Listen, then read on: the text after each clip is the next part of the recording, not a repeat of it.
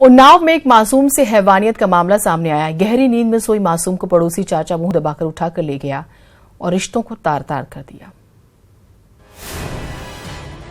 उन्नाव में शर्मसार करने वाली वारदात।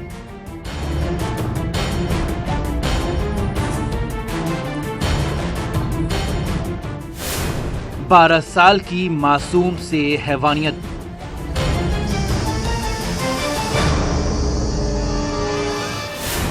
पड़ोसी चाचा ने रिश्ते को किया तार तार। घर ऐसा कि कोई किधर से अंदर आ जाए, यानी कहने के लिए इस परिवार के पास मिट्टी का यही घर था। पिता चारपाई पर सोए थे और 12 साल की बेटी जमीन पर गहरी नींद में थी, जिस पर पड़ोस में रहने वाले चाचा की बुरी नजर रहती थी।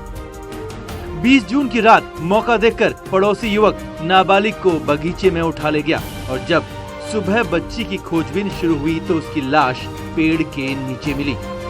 जब 1 बजे हम सो गए हैं, जब हमने जान नहीं पाया सर, सुबह जब 3 बजे आंखें खुली है, वहाँ पर देखा मेरी लड़की नहीं है। तो ये बताओ, किसी पर आप आरोप लगा रहे हैं, क्या घटना, क्या पूरा हुआ है? आरोप सर क्या बताएं। चेहरा बुरी तरह क्षत विक्षत था। अर्धनग्न अवस्था में बच्ची का शव जमीन पर पड़ा मिला। रात्रि में ही उसको जो है ईंटे से, पत्थर से सिर पर चोट पहुंचाकर हत्या कर दी गई है। 12 साल की बच्ची की हत्या की खबर मिलते ही गांव के लोग मौके पर जुट गए। भारी संख्या में पुलिस बल भी मौके पर था। बड़े अधिकारी वारदात की जांच में जुटे थे। घर से लेकर बगीचे तक अपराधी कैसे लड़की को ले गया होगा, इसकी जांच की गई। जो लड़का है उसको तलाश जारी है। जब लॉस स्पॉट आई थी उसी समय जो है वो भागता हुआ भी दिखा है। घर से खून सने हुए उसके कपड़े भी बरामद हो गए और शीघ्र। सर, बलात्कार के बाद हत्या, ऐसा भी कुछ सुनने में आ रहा है? देखिए, अभी पोस्टमार्टम की रिपोर्ट नहीं हुई और जो तथ्य सामने आएंगे तो पुलिस अभी सिर्फ हत्या का मामला दर्ज कर जांच कर रही है, लेकिन जिस तरह से बॉडी मिली थी, आशंका है कि बच्ची से रेप भी किया गया हो।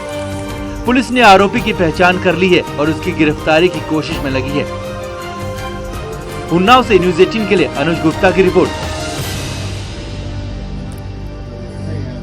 उधर मुरादाबाद में मामूली विवाद को लेकर पड़ोसी ने पड़ोसी पर गोली बरसा दी। इस वारदात में एक युवक की मौत हो गई। विवाद क्यों हुआ, देखिए जरा। मामूली विवाद पर खूनी संघर्ष।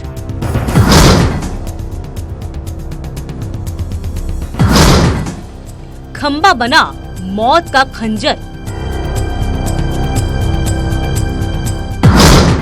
पड़ोसी ने पड़ोसी पर की गोलीबारी।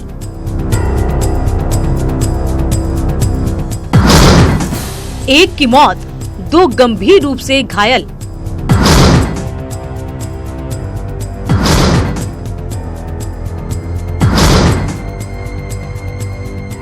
गुस्से और बदले की आग में क्या इंसान इतना अंधा हो सकता है कि उसे ये ध्यान भी न रहे जिस पर वो बंदूक तान रहा है वो कोई और नहीं बल्कि उसका पड़ोसी है। हाथ जैसे उसका मैंने पकड़ा, मुझे धक्का दिया खम्भों पे और एक और ट्रिगर दबा दिया। वो गोली मेरे बेटे के पेट में लग गई। क्या एक मामूली सा खंबा किसी परिवार की खुशियों के लिए मौत का खंजर भी बन सकता है? इस तरीके से रही थी कि दोपहर में इस खंबे को विवाद कर लेके कि खंबे हटा दिए गए थे, तो ये जो राजू कपूर हैं, इन्होंने इस पे कहा कि ये खंबे नहीं हटने चाहिए थे, तो इनका गुलशन कत्याल जी से विवाद हुआ। आप यकीन नहीं करेंगे, मगर मुरादाबाद के कोतवाली सदर इलाके में रहने वाला कपड़ा कारोबारी ऋषि कात्याल और उसके परिवार के लिए गली मोहल्ले में लगने वाला लोहे का खंबा खूनी खंजर साबित हुआ। घायल में है प्रतीक कत्याल, वीरेंद्र कत्याल और ऋषि कत्याल जी की एड स्पॉट बिल्कुल डेथ हो गई। सदर इलाके के मालवीय नगर में रहने वाले साइकिल कारोबारी राजेश कपूर खुद को दबंग साबित करने के लिए आए दिन कॉलोनी के ही किसी न किसी परिवार से झगड़ा करता था। कॉलोनी में अपना वर्चस्व कायम करने के लिए राजेश कपूर ने घर के पास वाली सड़क पर लोहे के पोल लगा दिए ताकि वहां से गुजरने वाले लोगों को परेशानी हो। स्थानीय लोगों ने इसकी शिकायत जब नगर निगम से की तो निगम की टीम ने रास्ते से उन लोहे के खंभों को हटा दिया।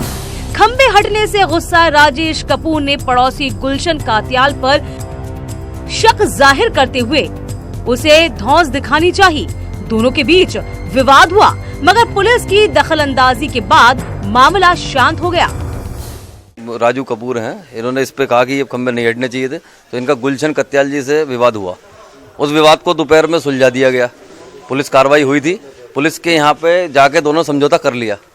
दिन में समझौता होने के बाद रात के वक्त राजेश कुमार शराब पीकर फिर एक बार गुलशन कात्याल से गाली गलौज करने लगा, जिस पर पड़ोसी ऋषि कात्याल, निक्की कात्याल और राजू कात्याल राजेश कुमार और गुलशन कात्याल के बीच लड़ाई को सुलझाने के लिए पहुंचे, तो राजेश कुमार ने तीनों पर ही गोलीबारी शुरू कर दी। मेरे साथ धक्का मुक्की किया, मैं उसका हाथ पकड़ रही हूँ तो उसने गोली ट्रिगर दबाता रहा, फिर तीसरी गोली मेरे पति के पैर में लग गई। लगातार गोली चलाता रहा, उसने गोली चलानी नहीं रोकी। अंधाधुंध फायरिंग में ऋषि कात्याल को गोली लगने से मौके पर ही मौत हो गई। वहीं निक्की कात्याल और राजू कात्याल भी गंभीर रूप से घायल हो गए। फायरिंग की आवाज सुनकर पूरे इलाके में हड़कंप मच गया। जब पेट में लगी तो वो हिल गया थोड़ा, कि जब झटका लगा तो उसके गर्दन में हाथ डाल के पूरा, और वो गन का बट लेके उसका रिवॉल्वर का, और 8-9 बट उसके साइड में मारे, उसका सिर फट गया पूरा, मेरे हाथ सारे कपड़े और बेटे का सिर सब फट के खून खून हो गया। घटना की जानकारी मिलते ही मौके पर मुरादाबाद पुलिस भी पहुंची। परिवार की महिलाओं ने पुलिस की कार्यशैली पर सवाल उठाए हैं।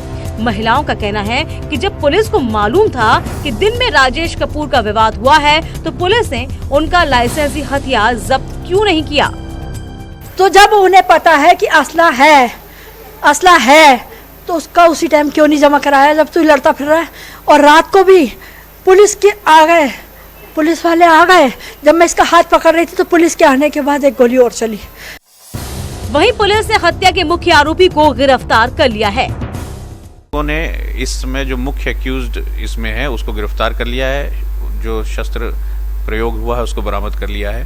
साथ ही साथ जो उपचाराधीन हैं उनके अच्छे उपचार के लिए वहां पर गाजियाबाद में डीआईजी साहब से वार्ता करके उनके अच्छे उपचार की व्यवस्था कराई गई है। अगर पुलिस चाहती आरोपी का पिस्टल या रिवॉल्वर जो भी था वो जमा करा लेती तो आज उनके परिवार के साथ ये घटना नहीं होती। तो कहीं ना कहीं साफ जाहिर है कि मुरादाबाद पुलिस की इसमें एक बहुत बड़ी लापरवाही है, और इस वक्त मुरादाबाद की कमान नए एसएसपी अमित पाठक के हाथ में। तो ये माना जा रहा है, लोगों को उम्मीद है कि इस मामले में सख्त कार्रवाई होगी और आरोपी के खिलाफ भी सख्त एक्शन लिया जाएगा। कैमरा पर्सन सागर के साथ फरीद शमसी, न्यूज़ 18 मुरादाबाद।